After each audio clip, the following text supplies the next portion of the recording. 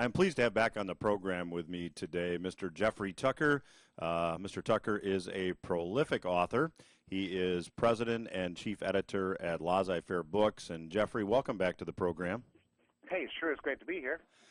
Jeffrey, let's talk a little bit about what's going on in Washington. Certainly seems like with all the talk about the sequester, much ado about cutting the growth in spending slightly. We have White House tours that are not taking place. There seems to be absolutely no civility left in Washington, and there seems to be a trend that we were talking about prior to us recording the interview. Can you comment? Well, I mean, the sequester stuff is just ridiculous. I mean, they're only cutting the rate of increase, if that. I mean, and the cuts never really materialize anyway. This stuff about the White House tours is just how absurd is that? You know, this is all intimidation tactics to try to get people to pay their taxes, basically. That's what it always comes down to. The government wants us to comply, and people are really quite, frankly, sick and tired of complying because, you know, it's obvious to people, you know, all over the country that we're not getting anything out of government like what we put into it. Basically, we're paying them to control us and ruin us. So I'm seeing a new political paradigm emerge, one that's sort of more or less giving up on the two-party system and giving up on the prevailing ideological alternatives that we've been presented over the last half century. And it's about time. So, Jeffrey, can you define this trend? Because I know a lot of listeners that are fed up with what's going on in Washington seem to think that the system is so broken, that the two-party system is so money-driven that it'll never change. Well, you're right to say the system is broken, and I think this is an important thing to think about. You know, when the prevailing constellation of political alternatives was set up by that generation following World War II, they had a really strong belief that they could kind of control the economy and control society by things like monetary planning, fiscal planning, through control of the money, control of the communication systems, you know, through tight control of the justice system. This is the world that they set up, and they believed in it. But here's the thing. We're in 2013.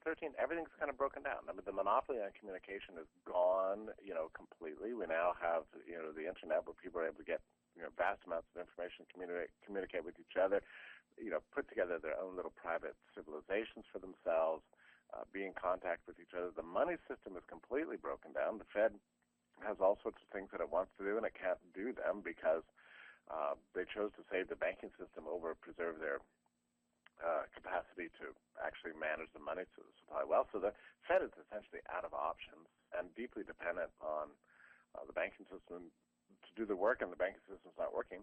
The fiscal system is a very interesting case because, you know, something like 60 years ago, the economists all believed that you could sort of manage whether the economy was recovering, you know, going faster, going slow, based on, you know, things like fiscal planning. Well, those options are essentially gone because the liabilities, long-term liabilities of the programs they put into place are so inflexible that Washington doesn't even have that capacity for sort of fiscal planning anymore. In other words, all the tools of power that they used to use to kind of manage society, none of them are really working anymore. And quite frankly, everybody's sick of it. And I don't mean just the right wing. I mean the left wing, too.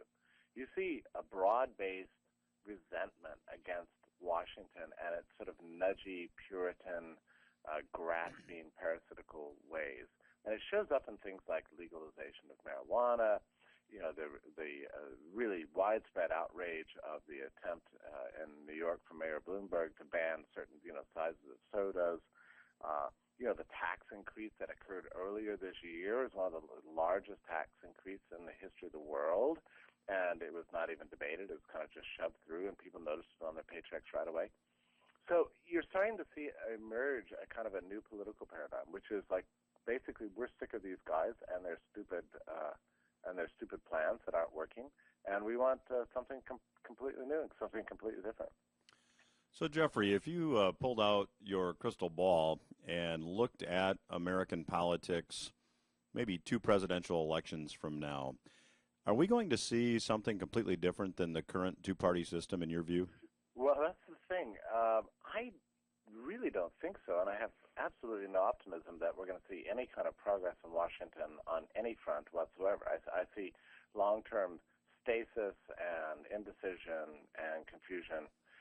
But here's the thing: it's going to be increasingly irrelevant to our lives in the same way that the market economy sort of reinvented communication. And our capacity to sort of talk to each other and engage each other. You know, people thought this first-class letter was going to last forever. Well, technology blew it away. It's the same way I see this happening with across the board, that technology is enabling us to kind of subvert and go around, go under, leap over the state, in effect, and make it increasingly irrelevant to our lives. I see this happening in every sector, whether it's education or healthcare, or even things like finance and money. So, Jeffrey, often when we see major economic change, historically speaking anyway, we've seen major political change. Certainly, Ben Bernanke admitted that the Fed sees slow growth, and we know that Ben's certainly going to shade things to the optimistic side of things. What's your view on maybe some economic change that lies ahead, maybe a market correction? To what point would that be a catalyst for political change? Yeah, I'm not actually very optimistic that we're ever going to entirely get out of the stagnation that we see according to the official numbers. I see, continuing stagnation, maybe a revival of inflation at some level, but I don't even think something like hyperinflation is that much of a threat because the banking system is so utterly broken down. But look what we're seeing now. We're seeing the emergence of new alternatives like P2P, lending. The Cyprus situation is especially interesting. I've been following, like many people have, the rise of Bitcoin since the beginning of the year. It started at $15. Now we're looking at $78 as of this right now, $78.58.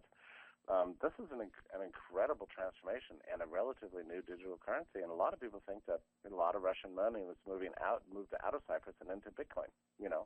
So we have to be kind of imaginative in understanding that digital media is really reinventing the world as we know it. Things like 3D printing are in the process of changing everything, and so I think increasingly we're going to see what Washington regards as the official economy become essentially less and less relevant to our lives as we all begin to explore, other alternatives that are being made by the free market every day.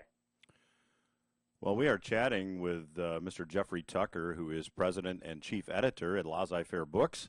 We will continue our conversation with him in the next segment when Everything Financial Radio returns. Stay with us.